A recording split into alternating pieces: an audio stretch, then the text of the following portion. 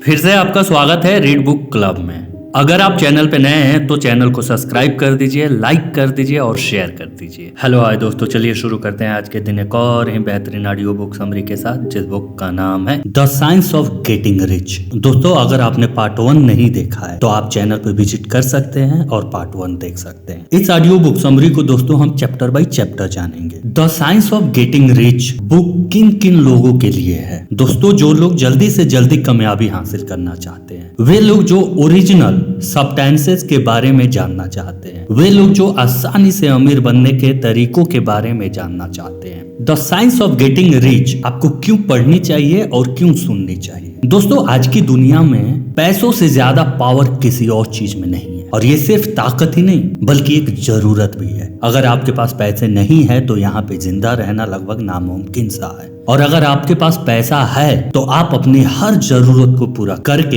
एक भरपूर सी जिंदगी जी सकते हैं। लेकिन दोस्तों, यहाँ पे एक समस्या है कि लोगों को लगता है कि अमीर बनना किस्मत की बात है, और उनका मानना है कि इसके लिए उनके पास बहुत हुनर होना चाहिए या फिर एक अमीर बाप होना चाहिए। ये बुक ऐसी सोच रखने वाले लोगों के लिए सही रास्ता दिखाने में मदद करती है। इस किताब में लेखक बताते हैं कि हर कोई अमीर और कामयाब इंसान बन सकता है, क्योंकि भगवान ने हम सभी के लिए अनंत साधन बनाए हैं। हमें सिर्फ उसका सही इस्तेमाल करना आना चाहिए। ये किताब हम सबको ये बताती है कि आप भी अपने सपने को हकीकत में बदल सकते हैं और एक अच्छी सी जिंदगी जी सकते हैं। चैप्टर 1, अपनी लाइफ को अच्छे से जीने के लिए आपको अमीर बनना होगा, और हर कोई अमीर बन सकता है। क्या आपने कभी सोचा है कि पैसों के बगैर जिंदगी कैसी होगी? अगर हाँ तो आप समझ ही गए होंगे कि पैसों का होना क्यों जरूरी है, और अगर नहीं तो आइए जानते हैं कि पैसों के बगैर आपकी जिंदगी कैसी होगी। एक अच्छी लाइफ जीने के लिए आपको अपने दिमाग, शरीर और आत्मा का ख्याल रखना होगा। अगर आपका शरीर पूरी तरह से स्वस्थ नहीं होगा तो आप कभी भी एक अच्छी जिंदगी नहीं जी सकते। दोस्तों, आप अपने शरीर का ख्याल रखकर आप खुद को ताकतवर बनाते हैं, और अपने दिमाग का ख्याल रखकर आप काबिल बनते हैं, और अपने मन का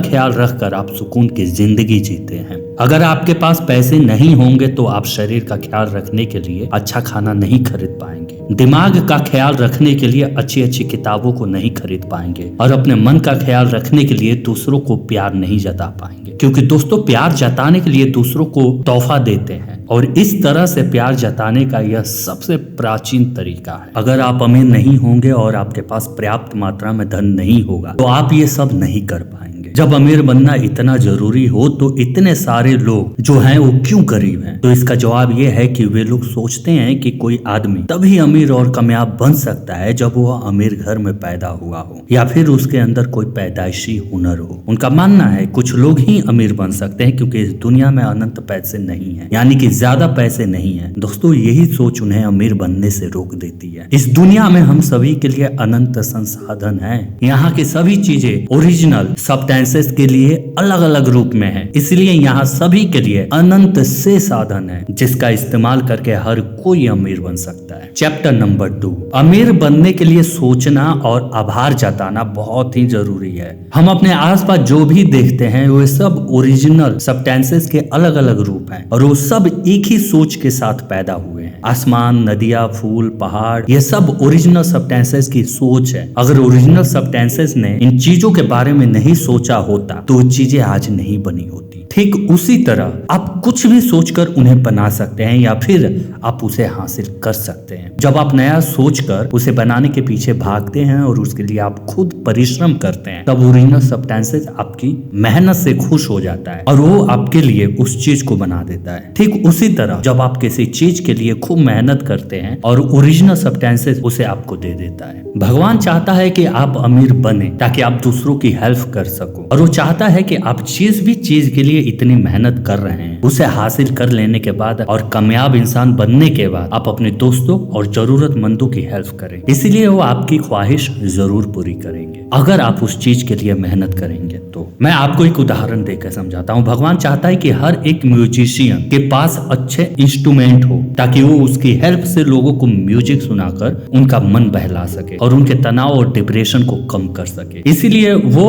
उन अच्छे म्यूजिशियन को सारे इंस्ट्रूमेंट दे देता है। लेकिन दोस्तों, अमीर आदमी बनने के लिए सिर्फ सोचना और मेहनत करना काफी नहीं है, बल्कि उसके साथ साथ आपको ओरिजिनल सब्सटेंसेस का आभार भी जताना होगा। अगर आपके पास कोई चीज नहीं है तो आप उस चीज के लिए शिकायत मत कीजिए, बल्कि उन चीजों के लिए धन्यवाद कीजिए जो चीजें आपके पास पहले से ही हैं। अगर आपको हर चीज का आभार जताने से कैसे कोई चीज मिल सकती है, यानी कि लॉ ऑफ अट्रैक्शन के बारे में अधिक जानना चाहते हैं, आप इस वीडियो के बाद इस चैनल पे लॉ ऑफ अट्रैक्शन पे वीडियो देख सकते हैं। चैप्टर नंबर 3, आपको जो कुछ भी चाहिए उसका एक इमेज अपने दिमाग में तैयार कीजिए। अब आप जान गए हैं कि हर एक सफलता की शुरुआत एक सोच के साथ शुरू होती है। तो अब वक्त आ गया है कि आप इस मंजिल को पाकर खुद को कामयाब बनाने के तरीकों के बारे में जाने, और इसकी शुरुआत भी एक सोच से ही शुरू होती है। सबसे पहले आपको जो कुछ भी चाहिए उसका एक इमेज अपने दिमाग में अच्छे से बना लीजिए। अगर आप एक बड़ी सी गाड़ी खरीदना चाहते हैं तो आप ये सोचिए कि वो कौन सी गाड़ी है, उसका कलर, उसका ब्रांड कौन सा है। गाड़ी खरीद लेने के बाद आप पहले कहाँ घूमने जाएंगे, ये सब अपने दिमाग में एक फिल्म की तरह सोचिए, और आप उसका इमेज जितना क्लियर कट बनाएंगे उतना ही आपके लिए बेहतर और फायदेमंद होगा। और उसके बाद उसे हासिल करने के लिए आप काम करना शुरू कर दीजिए। खुद पे भरोसा रखिए और ये सोचिए कि वो चीज आपके लिए पहले से ही बनकर रख दी गई है। अगर आप उस तक पहुंच जाएं तो आप उसे हासिल कर सकते हैं। अपनी मंजिल तक पहुंचने का सफर खुद के भरोसे तय कीजिए। आप किसी के पास अपना काम लेकर मत जाइए और ना ही किसी के भरोसे रहिए। आप अपना सफर खुद के दम पे तय कीजिए, और आपको पता है कि आपके लिए क्या अच्छा है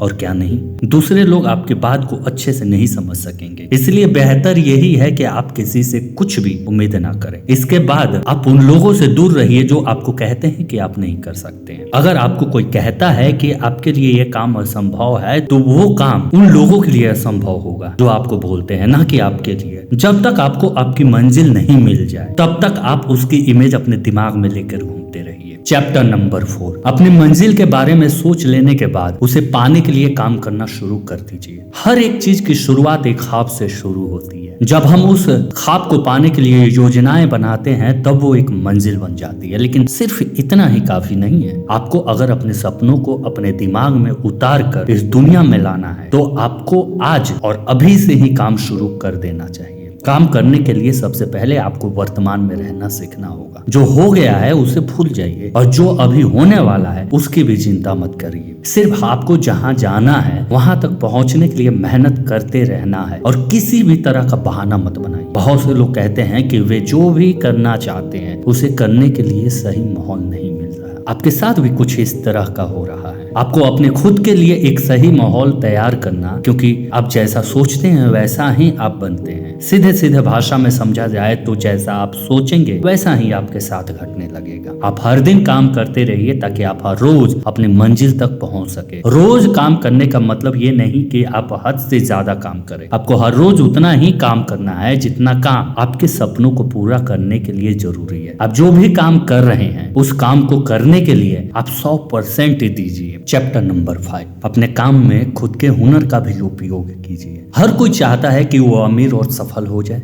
लेकिन वे उसे पाने के लिए ज्यादा मेहनत नहीं करना चाहते हैं। तो क्यों ना वो काम किया जाए जो आपको करना अच्छा लगता है, और उस काम को करने से आप अमीर भी हो जाएंगे। अगर आपको लगता है कि आपके अंदर हुनर है तो आप समझ जाइए कि आप बहुत ही आसानी से सफल और अमीर हो जाएंगे। आपको बस अपने अंदर के उन हुनर को बढ़ावा देना है और उसका अच्छा इस्तेमाल करना है। इसीलिए दोस्तों, आप उस काम को करना शुरू कर दीजिए जो आपको करना अच्छा लगता है। लेकिन इसके लिए सबसे पहले आपको अपने अंदर ये भरोसा होना चाहिए कि आपको उस काम में जरूर कामयाबी मिलेगी। आप हर दिन खुद को अपने काम में पहले से बेहतर बनाने की कोशिश करते रहिए। इससे लोग आपकी तरफ खींचे चले आएंगे, आपको एक आदर्श की तरह देखने लगेंगे। आपका काम कितना भी छोटा क्यों ना हो, लेकिन आप हमेशा उसके महत्व को देखेंगे और ये सोचेंगे कि उस काम को करके आप लोगों का भला कर रहे हैं तो आप लोगों की किसी जरूरत को पूरा कर सकते हैं। इससे आप उस काम को ज्यादा ईमानदारी से करेंगे और उसी के साथ साथ आप लोगों का भरोसा जीतकर उन्हें अपने करीब ले आएंगे।